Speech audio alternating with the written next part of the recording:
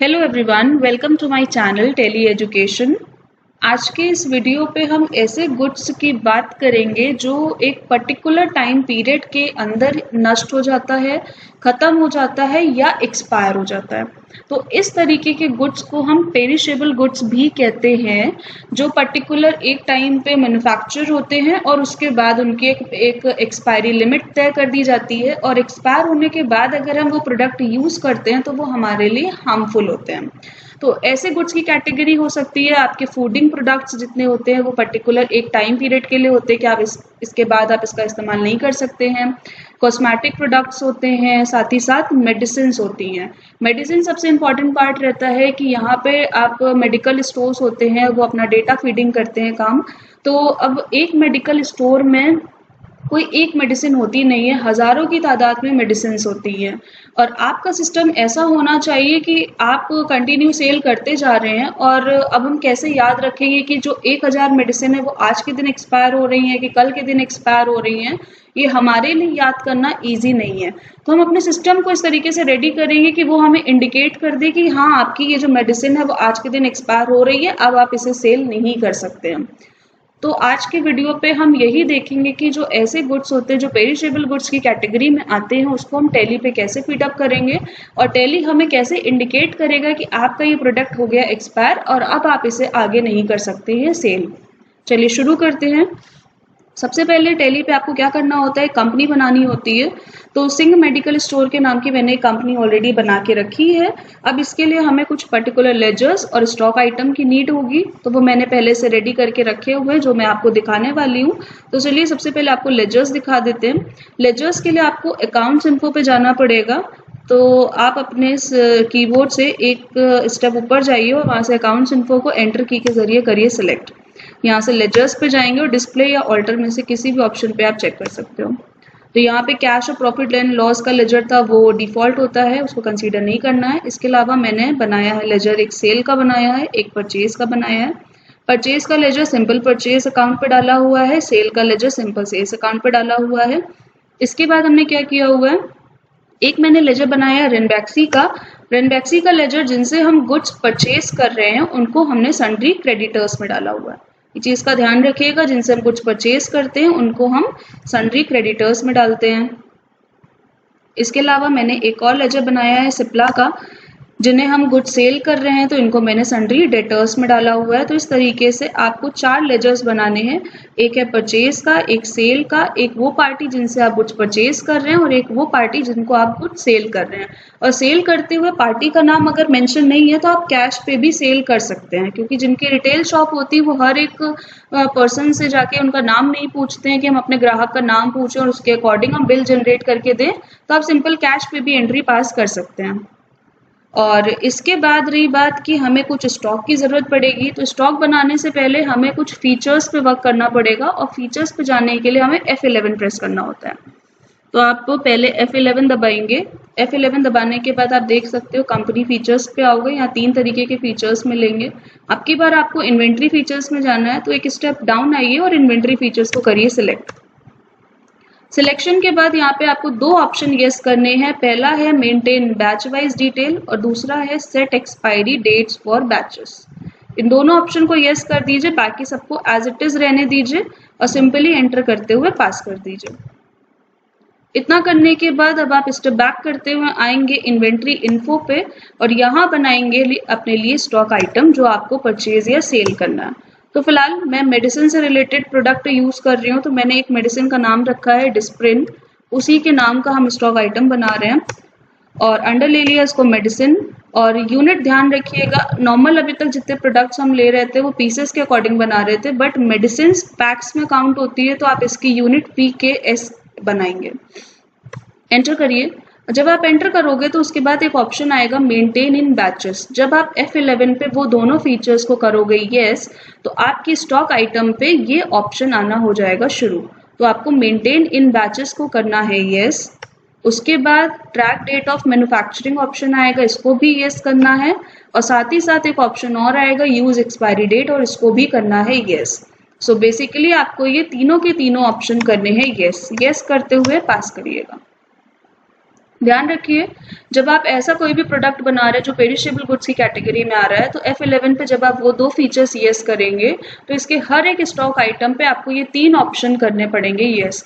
Laser पे कोई भी अनदर हमें ऑप्शन यस नो नहीं करना है, स्टॉक आइटम पे आपको ऑप्शन ये तीनों करने हैं यस। चलिए अब आगे बढ़ते हैं। स्टॉक बना लिया, लेजर्स कर लिए, तो अब हमें एंट्री पास करनी है। एंट्रीज के लिए हम अकाउंटिंग वाउचर्स पे जाते हैं, तो सिंपल अकाउंटिंग वाउचर्स पे जाइए। पहले हम गुड्स परचेज करेंगे देन सेल करते हैं, ये हमारा नॉर्मल तरीका है। तो हम गुड्स परचेज के लिए हमने F9 दबाया हुआ है और F9 से हमारा परचेज का आ गया विंडो। यहाँ पे हमने लिया है पार्टी नेम, जिनसे हम गुड्स परचेज कर रहे थे वो रेनबैक्सी है, तो रेनबैक्सी का नाम ले लिया मैंने। एंटर करते हुए परचेज को सिलेक्ट करिए। नेम ऑफ आइटम पे अपना आपको स्टॉक लेना है, तो मैंने यहाँ पे लिया डिस्प्रिंट। जब डिस्प्रिंट एंटर करोगे तो आइटम एलोकेशन का विंडो खुल के आएगा और यहाँ पे सबसे पहले पूछेगा न्यू नंबर। तो आपकी जानकारी के लिए मैं आपको बता दूं कि हर एक मेडिसिन का पर्टिकुलर एक बैच नंबर होता है, तो ये न्यू नंबर यही पूछेगा कि इसका मेडिसिन का बैच नंबर क्या है। तो अभी के लिए हमने बैच नंबर दे दिया 11। जब आप पर्टिकुलर प्रैक्टिकली वर्क करिएगा तो जो बैच नंबर मेडिसिन का हो वो मेंशन करिएगा। और उसके बाद आएंगे हम क्वांटिटी पे, तो क्वांटिटी मैंने लिखी 100 पैक्स, रेट डाल दिया मैंने 260 पर पैक। टोटल हमारे पास अमाउंट आ गया 26,000 का। फिर एंटर करेंगे तो यहाँ पे आपको अपनी मैन्युफैक्चरिंग और एक्सपायरी डेट देनी होगी। अब आप ये ध्यान कैसे रखेंगे कि मैन्युफैक्चरिंग और एक्सपायरी देनी है, कईयों के डाउट होंगे। तो आप देख सकते हैं ये जो कॉलम बना हुआ है इसमें सबसे पहले पूछ रहा है बैच नंबर, तो हमने ऊपर वाले पे बैच नंबर दे दिया। सेकेंड लाइन पे जो कॉलम है उसको 2 पार्ट में डिवाइड किया गया और एक पूछ रहा है मैन्युफैक्चरिंग डेट और एक एक्सपायरी डेट। तो सेकेंड लाइन पे हम पहले देंगे मैन्युफैक्चरिंग डेट और फिर देंगे एक्सपायरी डेट। तो ये जो हमारा प्रोडक्ट है इसकी मैन्युफैक्चरिंग डेट थी 1/4/2008, तो हमने यहाँ पे लिख दिया। एक्सपायर हो रहा है ये 1/8/2020 को, मीन्स 1/8/2020 को ये एक्सपायर हो रहा है। तो आपने ये डिटेल इसकी फिल कर दी, उसके बाद एंटर करते हुए एंड ऑफ लिस्ट करिए, बाहर आइए। अगर आपके पास और सारे भी प्रोडक्ट हैं तो आप इसके नीचे 1 बाय 1 करते हुए जितनी भी मेडिसिन है एक एक करके डालिए और उसका डिटेल करते जाइए फिल। तो मैंने फिलहाल एक लिया है क्योंकि आपको डेमो शो कर रही हूँ, और एंटर करते हुए पास करिए। परचेज हमारा फीड हो गया। अब हम डिस्प्रिंट की सेल करना शुरू करेंगे, तो उसके लिए आपको क्या करना पड़ेगा, F8 प्रेस करना पड़ेगा सेल्स वाउचर के लिए। F8 लगा लीजिए, एंटर करिए। पार्टी नेम मैंने लिया सिप्ला, यहाँ सेलेक्ट करिए। डिटेल्स आपको लास्ट वीडियो पे बता चुके कैसे फिलअप करना है, वैसे ही करिएगा। उसके बाद नेम ऑफ आइटम पे आप देख सकते हैं डिस्प्रिंट के हमारे पास 100 पैक्स परचेज पे शो कर रहा है, आप यही डिस्प्रिंट सिलेक्ट करिए। इसके बाद यहाँ पे ऑप्शन आएगा न्यू नंबर का और 11 नंबर बैच का, तो हम 11 नंबर बैच की मेडिसिन ही सेल कर रहे हैं। आप एरो की डाउन से करिए उसी को सिलेक्ट करने के बाद क्वांटिटी डालनी है, तो हमने 100 परचेज करी थी, हम सिप्ला को अभी फिलहाल 50 सेल कर रहे हैं, वो भी 300 पर पैक के रेट पे। तो टोटल अमाउंट हमारा बन गया 15,000। और ध्यान रखिएगा सेल के साथ जैसे जैसे प्रोडक्ट हम सेल करते हैं उसकी मैन्युफैक्चरिंग और एक्सपायरी डेट पे कोई इफेक्ट नहीं होता है। तो यहाँ पे आप जब सेल कर रहे हैं एक्सपायर होने से पहले, तो ये सारी डेट आपको कुछ भी नहीं करनी है, इन डेट्स को एज इट इज रहने दीजिए और एंटर करते हुए सिंपल पास कर जाइए। तो आपने सिप्ला को 50 पैक्स मेडिसिन के सेल कर दिए, ये कंफर्म हो गया। अब दूसरी सेल आप करने जा रहे हैं सेम डिस्प्रिंट की, एंटर करिए। अब की बार पार्टी नेम की जगह आप कैश पे ले लीजिए, कैश ले लिया हमने और एंटर करते हुए आगे बढ़ेंगे। एंटर करने के बाद आप देख सकते हैं कि हमारे जो वाउचर की डेट है वो सेम दी है, जिसको मैंने आपको बता दिया कि विद इन एक्सपायर, मतलब कि जो मैन्युफैक्चरिंग और एक्सपायर के बीच की डेट थी उस पर एक हमने सेल करी, वो नॉर्मल रजिस्टर्ड हो गई और सेल हो गई।